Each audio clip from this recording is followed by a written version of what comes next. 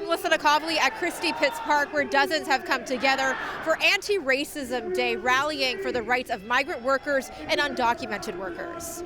Status! Status! We want status! No one is illegal! No one is illegal! Sometimes you're depressed because you don't know what your tomorrow holds. Jen moved to Canada from Uganda in 2017. She says she's here undocumented. While it's difficult to find an employer that will hire her, she's been working the odd job in her field of healthcare. I've gone through a lot that I cannot even put food on my table. I can't work.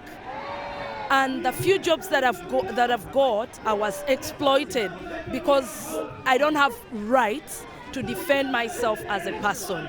Jen's story isn't unique. Dozens of migrant and undocumented workers rallied in a show of solidarity in several cities across the country, including here in Toronto, all with a similar message. A fair society is one in which everybody has equal rights, and the only way for that to be possible is for everybody to have equal status, and that's full and permanent immigration status. Advocates say they would like the federal government to introduce an uncapped regularization program that grants permanent resident status, saying this could give migrants and refugees the tools to protect themselves against abuse. We all deserve the ability to speak up when our employers are abusing us or stealing our wages. We deserve the ability to go to a bank or get food at a restaurant without fearing deportation and fearing that we'll be torn apart from our families. Permanent resident status is the only existing mechanism for us to be able to do so. I don't have rights to defend myself as a person.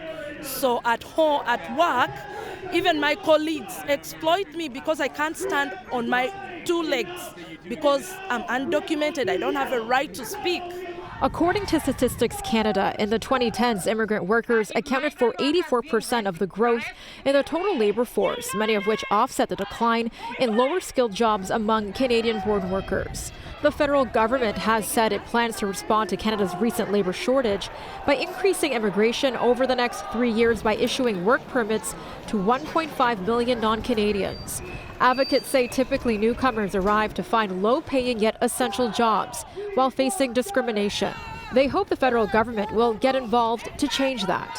When there is a section of workers and people in society who don't have the same rights as everybody else, what this means is that it's good for employers or landlords to exploit them, right? So permanent resident status for all migrants will ensure prosperity and support for all of us. United! Fight! When we fight, we win! Nakhavoly, City News.